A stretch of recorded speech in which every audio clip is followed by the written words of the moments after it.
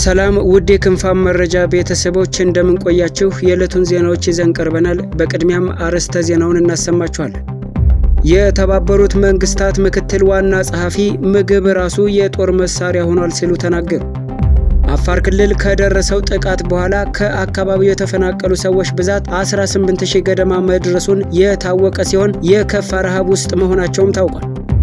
በማርበርግ ቫይረስ ምክንያት በሐዋሳ ሪፈራል ሆስፒታል አንድ ሰው ህይወቱ ሲያልፍ ቫይረሱ አዲስ አበባ መግባቱም ታውቋል። ቀጥለን ዝርዝሩን እናሰማችኋለን። ላይክ፣ ሼር፣ ሰብስክራይብ እያደረጋችሁ እንድትከታተሉን በአክብሮት እንጋብዛለን።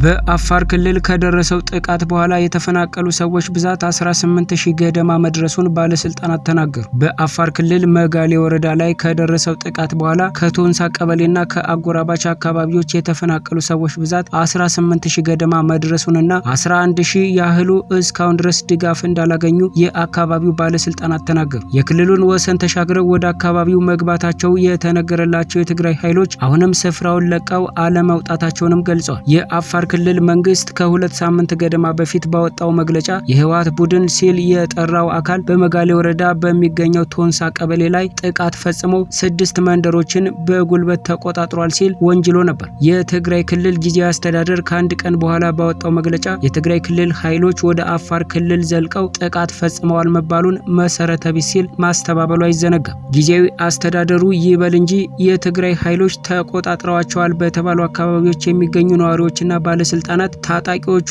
ጥቃት መፈጸማቸውንና አሁንም ስፍራውን ለቀው አለመውጣታቸውን ተናግረዋል። አንድ የቶንሳ ቀበሌ ኃላፊ የትግራይ ኃይሎች ሲል የጠራቸውን ታጣቂዎች ከሁለት ሳምንት በፊት የያዟቸው ከሚልኪ ዋረአ፣ ሚላ፣ ከረፈቱ፣ ከአሶቦራና ከረሙ አጋ የተባሉ አካባቢዎች አሁንም በእነርሱ ቁጥጥር ስር መሆናቸውን ገልጸዋል። ከሁለት ሳምንት በፊት ዋረአ ከሚባሉ አካባቢዎች ተፈናቅለው አሁን አሮሪ በሚባል የቀበሌ አካባቢ ከሌሎች ተፈናቃዮች በአንድ ትምህርት ቤት ውስጥ በሚገኝ ዛፍ ጥላ ስር ተጠልለው የሚገኙ ሌላ ነዋሪ በአካባቢ የሚገኙ የአፋር ክልል ሚሊሻዎችና ልዩ ኃይሎች ጋር እየደወሉ ሁኔታዎችን እንደሚከታተሉ ተናግረዋል። ከጸጥታ ኃይሎች ባገኙት መረጃ መሰረትም በአካባቢው አሁንም የትግራይ ኃይሎች እንዳሉ ማረጋገጣቸውን ተናግረዋል። በተመሳሳይ ቦታ ላይ ከ8 ልጆቻቸው ጋር ተፈናቅለው የሚገኙ ሌላ የአካባቢው ነዋሪ ከትናንት በስቲያ መኖሪያቸው አቅራቢያ ተጉዘው አሁንም ስፍራው በትግራይ ኃይሎች ቁጥጥር ስር እንደሆነ እንደተመለከቱ የአይን እማኛቸውን ሰጥተዋል።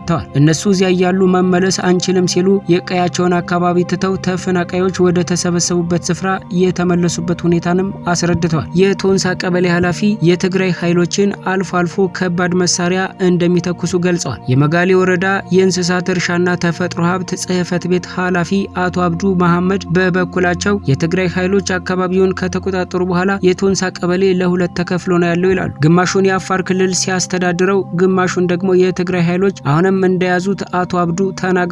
የቶንሳ ቀበሌ ባለበት መጋሌ ወረዳ የተፈናቃዮችን ጉዳይ የሚከታተለውን ቢሮ የሚመሩት አቶ አብዱ ከሁለት ሳምንት በፊት በሰጡት ቃለ ምልልስ ከ3 ቀበሌዎች በምድሩ በድምሩ ከ2000 በላይ ሰዎች መፈናቀላቸውን ገልጸው ነበር። የተፈናቃዮቹ ቁጥር ከሁለት ሳምንት በፊት ከተገለጸው ጭማሪ እንዳሳየ የጠቆሙት አቶ አብዱ በሁለት ወቅት 18000 ገደማ መድረሱን አመላክተዋል። ከቶንሳና ፋሮ የተፈናቀሉ ነዋሪዎች አሮራ በተባለ በቶንሳ ቀበሌ ላይ የሚገኝ ቦታ ከአንዱ ቀበሌ የተፈናቀሉ ነዋሪዎች ደግሞ ኤላከሎ በሚባል በቀበሌ በሚገኝ ቦታ ዛፍ ስርና ትምህርት ቤቶች ውስጥ እንደሚያርፉ መደረጉን ኃላፊው አክለዋል። አቶ አብዱ የተፈናቃዮቹ ቁጥር ሊጨምር የቻለው የትግራይ ኃይሎች በተቆጣጠሩት አካባቢ ተቆርጠው የቀሩ ነዋሪዎች እየሾለኩ በመምጣታቸው መሆኑን አስረድተዋል። ተፈናቃዮቹ በአፋር አርብቶ አደር ልማት ማህበር በኩል 300 ኩንታል ዱቄትና 70 ኩንታል በቆሎ ከክልሉ የአደጋ ስጋትና መከላከል ኮሚሽን ድጋፍ እንደተደረገላቸው ኃላፊው አስረድተዋል። በመጀመሪያው እርዳታ ለአንድ ሳምንት የሚያህል ነው ድጋፍ የሰጠናቸው፣ በቂ የሆነ ድጋፍ አይደለም ያሉት አቶ አብዱ 11000 አካባቢ ለሚሆኑ ተፈናቃዮች ገና ድጋፍ እየፈለግን ነው ሲሉም አሁን ለአካባቢው ነዋሪዎች ተጨማሪ ድጋፍ እንደሚያስፈልግ አስገንዝበዋል። ከሁለት ሳምንት በፊት ከ7 ልጆቻቸው ጋር ከቤታቸው እንደወጡ እንዳልተመለሱ የተናገሩት ተፈናቃይ ይህንኑ አረጋግጠዋል። አመልክተዋል። በአፋር አርብቶ አደር ልማት ማህበር በኩል የቀረበው ዱቄት ለሁሉም እንዳልተዳረሰ የተናገሩት ተፈናቃዩ እናቶችና ልጆች በረሃብ በፀሐይና በብርድ እየተሰቃዩ ነው ሲሉ ያሉበትን ሁኔታ አስረድተዋል። እንደ እርሳቸው ሁሉ ከልጆቻቸው ጋር የተፈናቀሉ ሌላኛው የአካባቢው ነዋሪ 12 ኪሎ ዱቄት ቢደርሳቸውም እየቀረበ ያለው እርዳታ በቂ አይደለም ባይ ናቸው። እኚሁ ነዋሪ እርዳታ ያልደረሳቸው ሰዎች እንዳሉም አልሸሸጉም። ከ10 በላይ መንግስታዊ ያልሆኑ ድርጅቶች ወደ አካባቢው መጥተው ለ3 እና ለ4 ቀናት ጉብኝት ማድረጋቸውን የጠቀሱት የመጋሌ ወረዳ የእንስሳትና እርሻና ተፈጥሮ ሀብት ጽሕፈት ቤት ኃላፊ የተፈናቃዮችን ሁኔታ በአካል ከተመለከቱት ከእነዚህ ድርጅቶች ብዙ ነገር እንጠብቃለን ብለዋል። በማርበርግ ቫይረስ ምክንያት በሐዋሳ ሪፈራል ሆስፒታል አንድ ሰው ህይወቱ ሲያልፍ በአዲስ አበባ ቅዱስ ጳውሎስ ሆስፒታል ደግሞ ምልክቱ የታየባቸው ሰዎች ተለይተው መግባታቸው ታወቀ። ባሳለፍነው ሳምንት በጂንካ ከተማ እንደተገኘ ይፋ የሆነው የማርበርግ ቫይረስ ስርጭቱ እየሰፋ መጥቶ እንደ ሐዋሳና አዲስ አበባ ባሉ ከተሞች ምልክቶች መታየት መጀመራቸውን ተሰምቷል። ከጂንካ ከተማ ሪፈር ተብለው ወደ ሐዋሳ ሪፈራል ገብተው ከነበሩ 3 ሰዎች መሃል የአንዱ ህይወት እንዳለፈ የተረጋገጠ ሲሆን ሁለቱ ደግሞ በከፍተኛ ክትትል ስር መሆናቸውም ተረጋግጧል። አንድ የሆስፒታሉ ባልደረባ ታማሚዎቹ ከበርካታ ሰዎች ጋር ንክኪ ነበራቸው፣ ይህም ከፍተኛ ድንጋጤን ፈጥሯል በማለት ተናግሮ ሁሉም የጤና ባለሙያዎች መረጃውን እንዳያወጡ ማስፈራሪያ እየደረሳቸው መሆኑንም ጠቁሟል። በሌላ በኩል ትናንት ምሽት ለዛሬ አጥባ የማርበርግ ቫይረስ ምልክት የሆኑት በአፍንጫና አፍ ደም መፍሰስ ምልክቶችን ያሳዩ ታማሚዎች ወደ ቅዱስ ጳውሎስ ሆስፒታል መግባታቸው ተነግሯል። አንዳንድ ምልክቶቹ ያለባቸው ሰዎች ትናንት ምሽት ገብተዋል። ብቻቸው ተለይተው የተቀመጡ ሲሆን በቀጣይ ቀናት በሚደረግ ምርመራ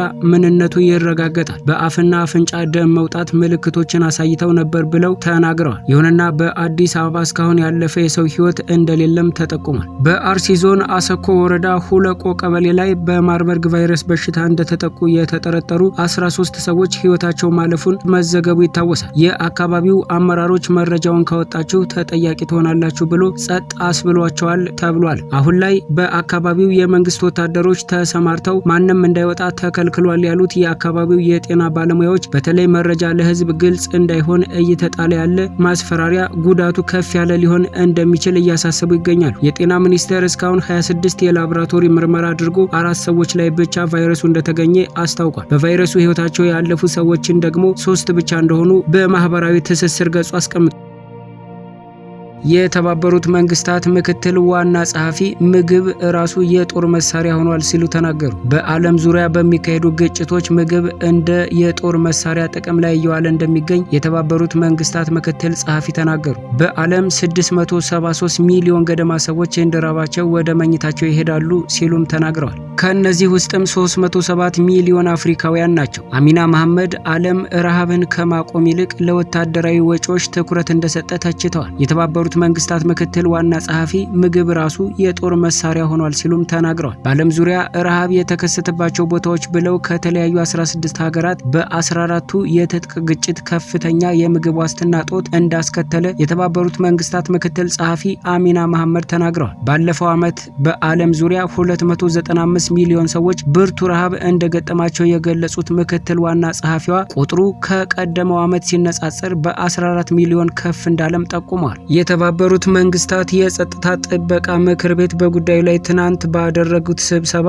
አሚና መሐመድ የምግብ ስርዓቶች ጥቃት ሲፈጸምባቸውና እንደ ጦር መሳሪያ ጥቅም ላይ ሲውሉ ዳፋው ዓለም አቀፍ ነው ሲሉም አስጠንቅቀዋል። በቅርቡ በጋዛ የሆነውን ጨምሮ ሆን ብሎ ሰዎችን በማስራብ ምግብ ራሱ የጦር መሳሪያ ሆኗል። ይህም የግብርና ስርዓቶችን ስልታዊ በሆነ መንገድ ማውደምን ይጨምራል ሲሉም ተደምጠዋል። አሚና መሐመድ የሞት አዙሪት ሲበረታ ዓለም ረሃብን ከመግታት ይልቅ በወታደራዊ ወጪ ላይ ኢንቨስት ማድረጉን ቀጥሏል ሲሉም ተችቷል። ባለፉት 10 ዓመታት የዓለም አጠቃላይ ወታደራዊ ወጪ 21.9 ትሪሊዮን ዶላር መድረሱን የጠቀሱት ምክትል ዋና ጸሐፊዋ ረሃብ በጎርጎሮሳውያኑ 2030 ለማስቆም የሚያስፈልገው ገንዘብ በአንጻሩ በዓመት ከ93 ቢሊዮን ዶላር በታች እንደሆነ ተናግረዋል።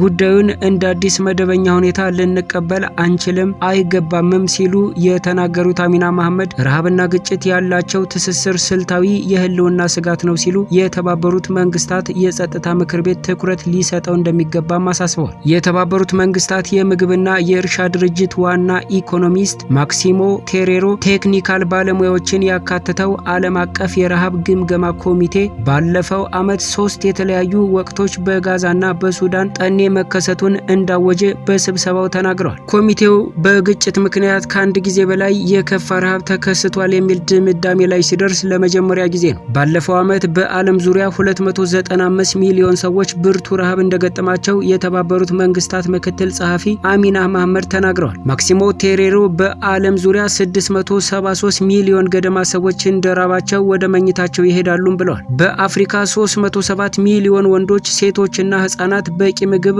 አያገኙም። በእስያ ቁጥሩ 323 ሚሊዮን ደርሷል። በላቲን አሜሪካና ካሪቢያን 34 ሚሊዮን ሰዎች የተመጣጠነ ምግብ እጥረት አለባቸው ሲሉም የጉዳዩን አሳሳቢነት በአሃዝ አስደግፈው ለምክር ቤቱ አስረድተዋል። በተባበሩት መንግስታት የምግብና የእርሻ ድርጅት እና የዓለም የምግብ መርሃ ግብር በጋራ ይፋ ያደረጉት ዘገባ በጎርጎሮሳውያኑ ከህዳር 2025 እስከ ግንቦት 2026 ባለፈው ጊዜ የከፋ ረሃብ ሊከሰትባቸው ይችላል የተባሉ 16 ሀገራት መኖራቸውንም አሳይተዋል። በዘገባው መሰረት ስድስቱ ማለትም ሱዳን፣ ፍልስጤም፣ ደቡብ ሱዳን፣ ማሊ፣ ሄይቲ እና የመን አስከፊ የረሃብ ሁኔታ ሊገጥማቸው ይችላል። የሁለቱ ተቋማት የጋራ ሪፖርት ብርቱ የምግብ ዋስትና እጦት ሊያሳስባቸው በሚችልባቸው አካባቢዎች ስላለው ሁኔታ ቅድመ ማስጠንቀቂያ የሚሰጥ ነው። ይሁንና ሪፖርቱ ከፍተኛ የሆነ የምግብ ዋስትና እጦትና ለረጅም ጊዜ የዘለቁ ቀውሶች ያሉባቸውን ሁሉንም ሀገሮች ሁኔታዎችና ግዛቶችን አይሸፍንም።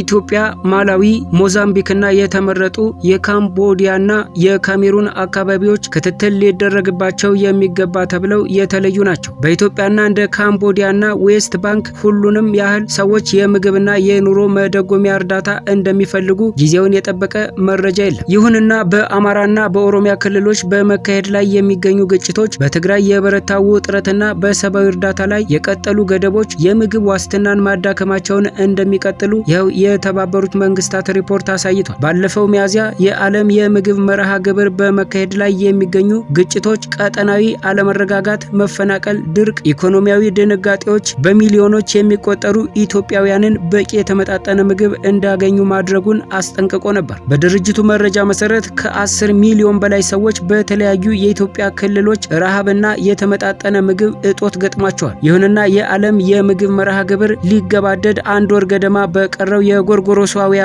2025 እርዳታ መስጠት የሚችለው ለ6.8 ሚሊዮን ሰዎች ብቻ ነው። ኢትዮጵያ፣ ዴሞክራቲክ ሪፐብሊክ ኮንጎ፣ ሄይቲ፣ ሶማሊያና ሱዳን ለረጅም ጊዜ በሚቆዩና በተደራራቢ ቀውሶች ምክንያት ላለፉት 30 ዓመታት የውጭ እርዳታ አስፈልጓቸዋል።